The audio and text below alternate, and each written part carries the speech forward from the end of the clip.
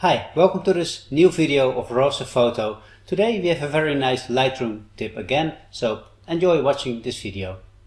The tip of today is about black and white photography.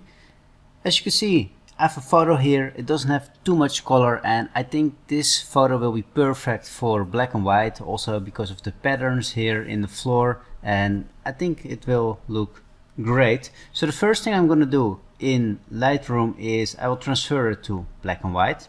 That's quite easy, but as you can see, the photo is not so appealing yet, and that's because it's just a standard conversion to black and white. So there are a few things important to do to create awesome black and white photos. First of all, we have to look at the exposure. I think it can have more contrast in general. Black and white photos with more contrast look more appealing, so that's why we're gonna increase. Of course we can use this slider. I think it already looks better, but I want to have a little bit more control over where the contrast will increase. So what I'm gonna do first is I want to have a white point. I press the Alt key. Well, I can already see I have a white point here, so I don't go too much. I want to have a black point, not too much, because then we lose details, although it's not necessarily a wrong thing to lose details in a black and white photo. Sometimes that can be very nice. If you want to have a bit more details in the darks, you can always pull up the shadows a little bit. So I think this already looks better, but we can do more. So what I want to show you also is the tone curve, because in the tone curve you also have a lot of control about the contrast in the photo, because you can control basically the contrast by the highlights or only in the dark parts, and that really depends on what you want. So for example, if I use the highlights, I can make the highlights even brighter or less bright. So I think for this photo, well, I think the highlights are okay. I want to play a little bit with the shadows. Well, I don't want to pull that up too much. A little bit will be nice, because as you can see, there is a bigger difference between this part and this part now, and I think that's very nice for this photo. And let's see what the lights does. Maybe it's nice to pull that a little bit down. And of course this really depends on what you like, so maybe you prefer something else. It's a slight difference, as you can see. I think it's a bit better. Then the last powerful thing you can do with black and white in Lightroom is the black and white panel. Usually it's the HSL panel, but when you transfer the photo to black and white, this the name of this panel changes also. And the nice thing about this is that you can basically change the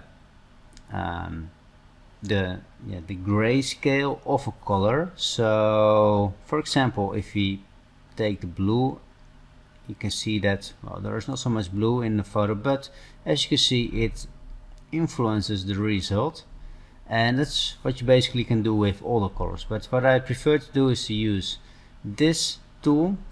I put it in a color in the photo, for example in this color, and when I press the left mouse button and I pull it up, let's do that again, yeah, now it goes, or down, then you can see the difference. And Lightroom automatically detects which color it is. So as you can see, it's mainly aqua and blue here. So I pull it up and down just to see what I like. Well, actually I like it when it's a bit darker, also because there is more contrast.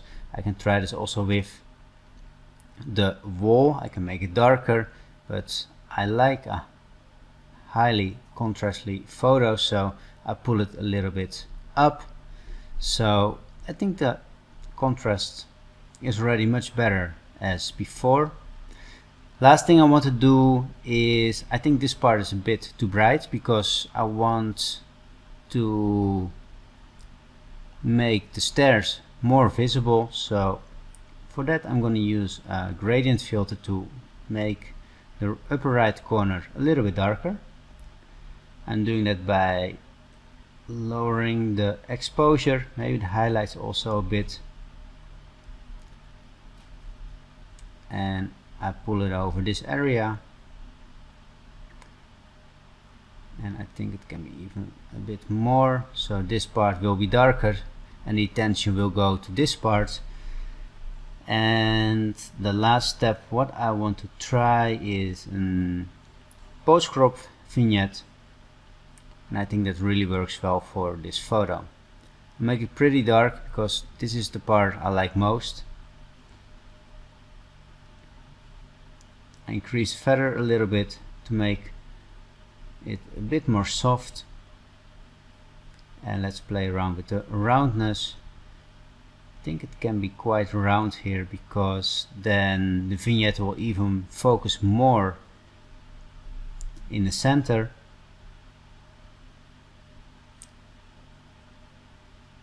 And I think this is it. So some tips when you want to transfer a photo to black and white. First, play around with your exposure by increasing the whites and decreasing the blacks. You already improve the contrast, so that's basically step one. Step two is to use the tone curve. You have a lot of control over the contrast in the highlights, the lights, the darks and the shadows. Then go to the black and white panel to see if you want to change the tone of a specific color, and basically you can do very nice things with that. For example, if you have a blue sky, you can decide yourself if you want to have that sky completely black or completely white. That's the nice thing about this panel, especially if there are a lot of colors in the original image.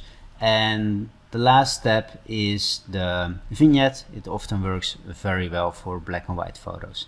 So hopefully you learned something new from this video tutorial. Please leave a comment, let me know what you think about this video, and don't forget to subscribe to our YouTube channel. Thank you for watching and see you next time.